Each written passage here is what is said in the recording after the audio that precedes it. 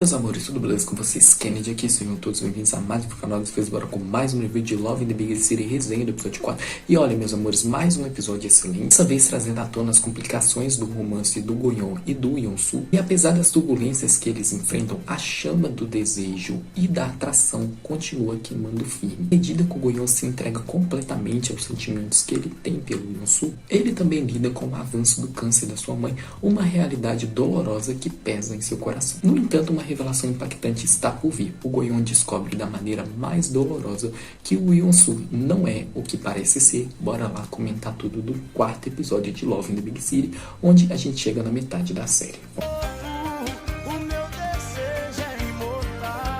O episódio se inicia com o médico informando para o Go-yeon que o câncer da mãe dele piorou, o estado dela está se deteriorando e o prognóstico para a segunda cirurgia é sombrio. O Go-yeon percebe a pele da sua mãe perdendo a vitalidade devido à doença. Essa mudança é desoladora, como se ela estivesse enfrentando seu próprio inferno. Nesse momento de aflição, Yeon-soo se mostra um namorado atencioso ao falar para o Go-yeon apenas se preocupar com a saúde da sua mãe, que ele está bem. A mãe lhe dá permissão para ele sair, se divertir, ela vai ficar sobre os cuidados ali da cuidadora e ocupada com a sua tarefa de transcrever à mão todos os versículos da Bíblia cristã. Com um sorriso no rosto, a primeira coisa que o Go-yeon decide fazer aqui é encontrar o Yeon-soo. É até o parque, gente, e chegando lá, ele envolve o Yeon-soo em um abraço caloroso, expressando como que ele está sentindo falta dele. O Yeon-soo fica incomodado com essa demonstração de afeto em público e fala pro Go-yeon se mandar. Despreocupado, responde que não há problema nenhum, e vocês lembram que antigamente ele não queria que as pessoas soubessem que ele é gay, e agora ele não liga, né, gente? Porque como eu falei pra vocês,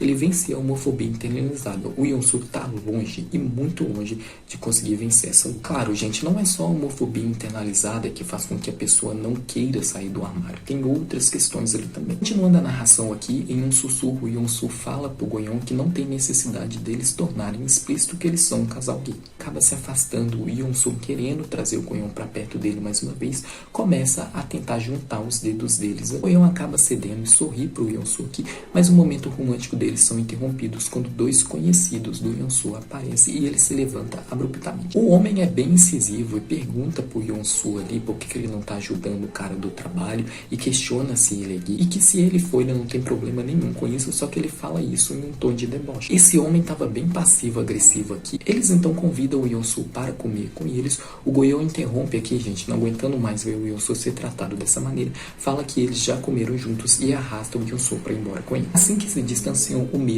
e a raiva toma conta do Yeon. De Go-yeon perguntando por que ele fez isso, que aqueles dois são veteranos dele. Como é que ele vai encarar essas pessoas agora? O Go-yeon pergunta por que é que ele se importa com esses idiotas. Ele explica que eles estavam tratando o Yeon-soo como lixo.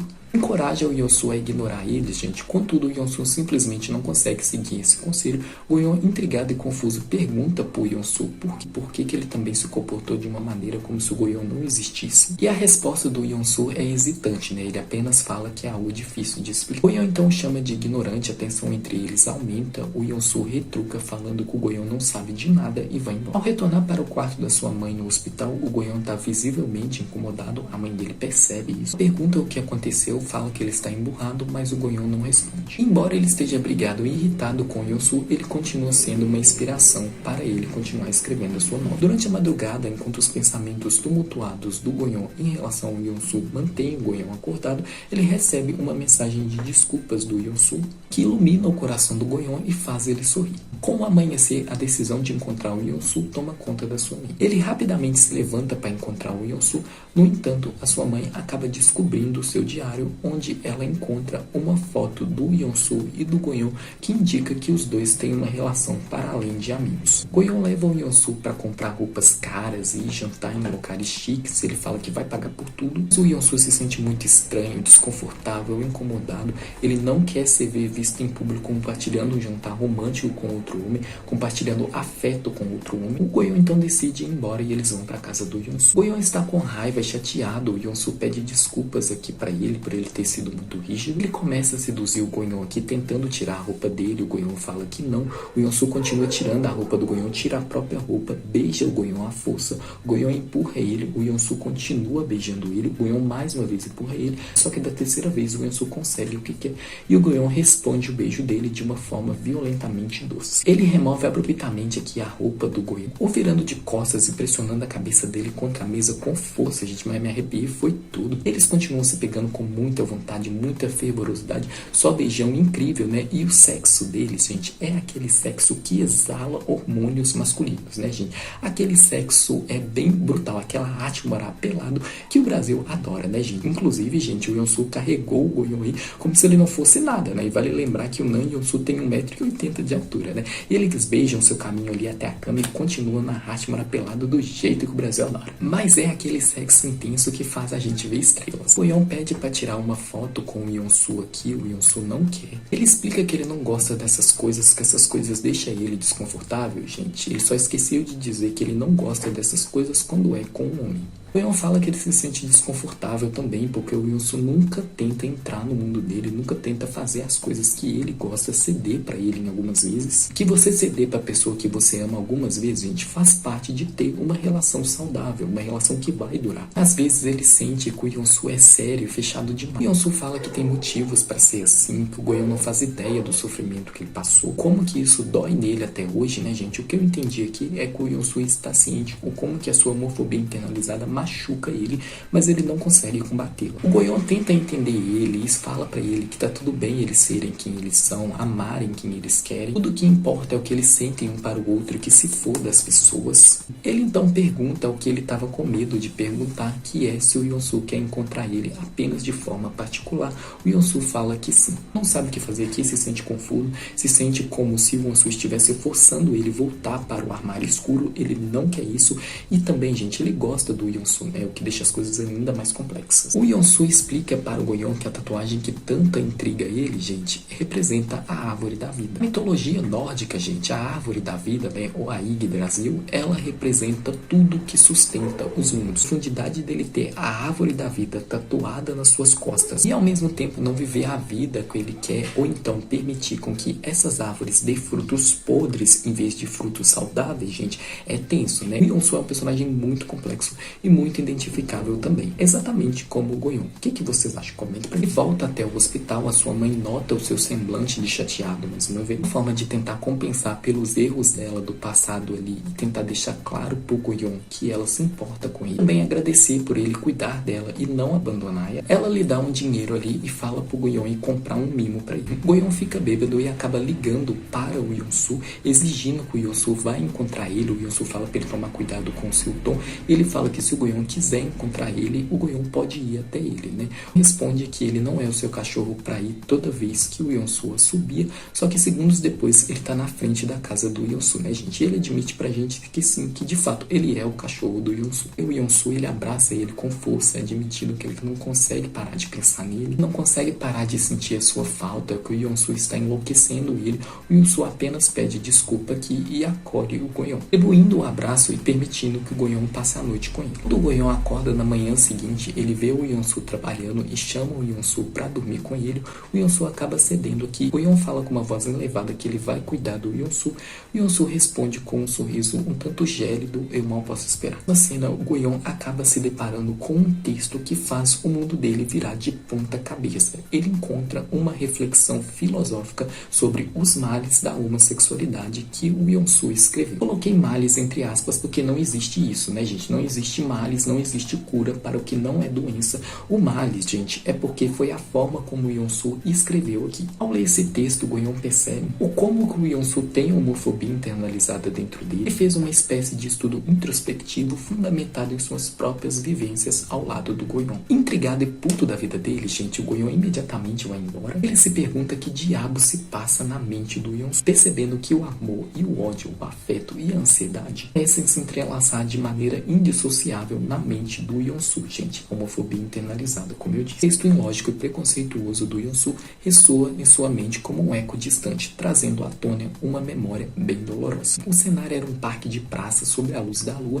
onde a mãe dele viu o Go-yeon beijando outro rapaz. A expressão de choque e desgostos ficou gravada no rosto da sua mãe, assim como as palavras que se seguiram, né? Eu não posso permitir que você se torne isso. Eu não vou desistir de você. A ordem de que ele deveria ser submetido à terapia de conversão foi devastador, né, gente? Ela contratou pessoas ali para levarem o Goyon à força, mesmo ele implorando para ela não fazer isso. As suas súplicas caíram em ouvidos surdos. Rejeição e o abandono que ele sofreu aqui pela própria mãe, a pessoa que ele mais amava e confiava, fazia ele se sentir seguro. Deixaram marcas profundas em seu coração e isso fez nascer um rancor que nunca se apagou. Se sente à deriva em um mundo repleto de medo, preconceito e insegurança, enquanto sua mãe se afastava cada vez mais, se fechando em sua própria bolha de negação. Ainda assim, Goyon não seguiu o mesmo caminho de desamor. Com determinação e mesmo com todos os defeitos que ele tem um coração generoso. Permanece ao lado da mãe dele, cuidando dela, amando ela, fazendo o melhor que ele pode, no momento em que a mãe dele mais precisa dele. Então vai até a mãe dele aqui e em um movimento arriscado, ele tenta fazer o Yeon-su superar a sua homofobia internalizada. Mesmo que ele sinta que isso não vai dar certo, mas é algo que ele sente que ele precisa fazer, não só por causa do Yeon-su, mas para ele também. Nesse momento de coragem, ele fala para a mãe dele que ele quer que ela conheça alguém. Ela pergunta quem é, ele fala que é alguém muito importante.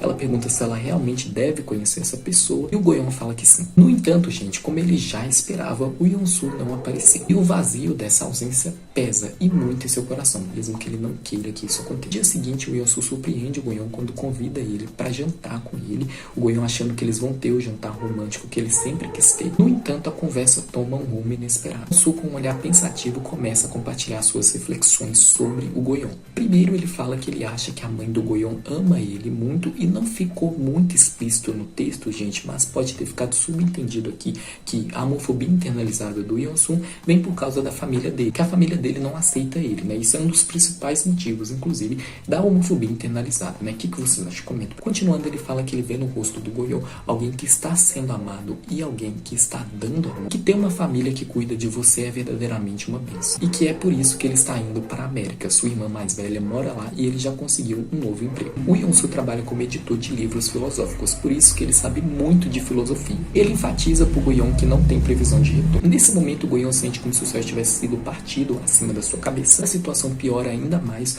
quando o Yeon-su acaba sendo homofóbico com ele, né? Porque ele fala que ele espera que o Goyon possa conhecer um cara legal, ou melhor, ele deveria dizer, uma mulher bacana. Ele então pergunta o que o Goyon achou que eles eram, se ele achou que o que eles tinham é amor. Parece que ele pensou nisso, e aí ele come o macarrão, gente, e fala que isso não é muito do gosto dele, mas ele foi um completo babaca que mereceu demais o soco no rosto que ele toma do Goyon nesse momento. Aqui, com muita razão, ele corta completamente a relação com o Yeon-su. Tornando para sua casa, ele se sente perdido, como se o mundo ao seu redor não fizesse mais sentido. Que a única forma dele parar essa dor que cobre o seu coração é encerrando a própria respiração. Assim, ele acaba tendo uma overdose de comprimidos, mas por sorte, os amigos dele chegam a tempo de levar ele para o hospital. Em um momento de emoção, gente, enquanto o Goyon acorda ali, os amigos dele estão fazendo um escândalo no hospital, gritando ali a plenos pulmões que o Goyon nunca vai estar sozinho, que o Goyon tem eles, que eles amam o Goyon. E essas palavras trazem um alívio profundo para o coração do Goyon. Essa cena repleta de amor e companheirismo,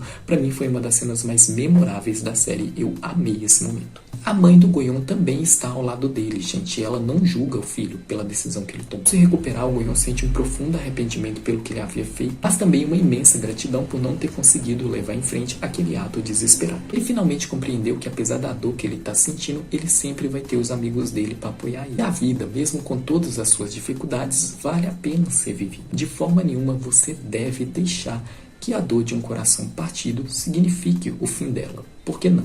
Não significa. Um ano se passou e o Goyon recebe o manuscrito do Yeon-su, que veio acompanhado de uma mensagem onde o Yeon-su fala para ele que ele espera que esse manuscrito ajude o Goyon a terminar a sua novel, que antes dele ir embora, várias vezes ele foi até o parque ali e viu o Goyon e a sua mãe próximos. Eles pareciam tão amorosos, tão calorosos juntos, que fez o Yeon-su refletir que ele poderia ter vivido isso com o Goyon. Ele então fala que ele espera que, por favor, o Goyon perdoe ele por sua covardia. O Yeon-su, entendendo que a sua homofobia internalizada, o seu medo, impediu ele de ser feliz, gente. Impediu ele de ter uma coisa foda com um cara foda que fazia ele se sentir mais foda ainda, gente. Afinal, o Yeon-su era completamente ele mesmo ao lado do Goyon. Testou isso, inclusive, né? Só que ele não conseguiu vencer essa batalha. O Goyon joga fora a carta do Yeon-su ali, deixando claro que ele superou esse capítulo da sua vida. Faz uma descoberta inesperada que é que a sua mãe havia guardado cada recorte de jornais, revistas, revistas, posts na internet, onde o seu nome aparecia. Com isso, gente, ele não só percebeu que a mãe dele sabia sim da relação entre ele e o Yonsu, mas que de alguma maneira, mesmo que ela não tivesse dito exatamente aquelas palavras,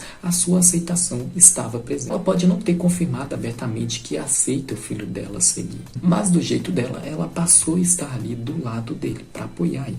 Em um dia ensolarado, os dois decidem ir para o parque juntos. Enquanto eles se sentavam, a mãe dele compartilhou um momento intenso na vida dela, contando para ele que teve um dia que ela achou que ela perdeu o Goyon, que ela procurou ele por todos os cantos como uma maluca e que quando ela viu ele parado longe dela, ela o fez sobre uma luz diferente e isso assustou seu frágil coração. Ela refletiu sobre como esse medo pode ter sido a causa dela ter machucado e ela desejava poder envolver ele em um abraço apertado e nunca mais soltar. Em outras palavras, gente, ela se arrepende de não ter protegido o Goyon quando ele mais precisou dela e também se arrepende por ser a pessoa que mais machucou o Goyon. Goyon sorri para ela, deixando ela deitar em seu colo. Todo o rancor que ele sentiu se desvanece. Ele começa a mergulhar em seus pensamentos, lembrando os momentos que ele viveu ao lado do Yonsu, percebendo que está tudo bem sim, ele ficar triste por não ter dado certo. Apesar dessa dor do coração partido, havia lições valiosas ali a serem aprendidas. A dor não é o fim, gente, mas um capítulo que faz parte da vida, infelizmente. Goyon entendeu aqui que ele não poderia, na verdade, ele não deveria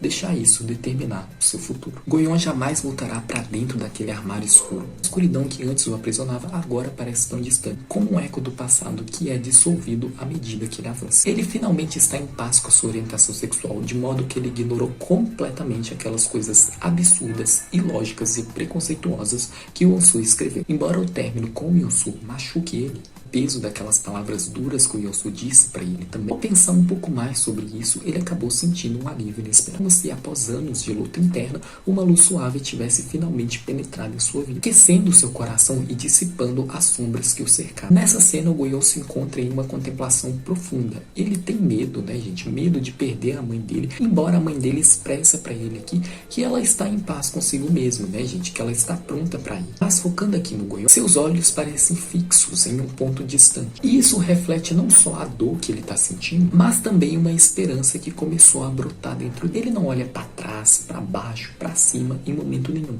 mas sim para frente. Como se visse um novo horizonte se abrindo para ele, repleto de possibilidades. Essa luz que o envolve simboliza a promessa de um novo amanhã, um lembrete de que cada dia é uma dádiva, né, gente? Por isso que chama presente. Presente, mesmo com todas as suas complexidades e nuances, é o que realmente importa agora. Um respira fundo, sentindo o ar do outono tocando o seu rosto. Ele percebe que viver autenticamente é um ar de amor próprio e que, apesar da sua dor, ele merece ser feliz. No fundo, ele sabe que as cicatrizes do passado não o definem, mas sim as escolhas que ele vai fazer a partir de agora. Enquanto o sol se põe no horizonte, ele permite com que essa luz invada o seu ser, aquecendo a sua alma e iluminando o caminho diante dele. A vida continua e ele está pronto para abraçar o que vem a seguir. Será que a mãe do Goyon conseguirá vencer a batalha contra o câncer? Um novo amanhã se aproxima para o Goyon. E será que ele trará consigo um novo romance? Eu vejo todos vocês amanhã nesse mesmo horário, nesse mesmo canal, para os comentários do episódio 5. E se você gostou desse vídeo, não se esqueça de curtir, se inscreva no canal e clique no sininho, me acompanhe nas minhas redes sociais.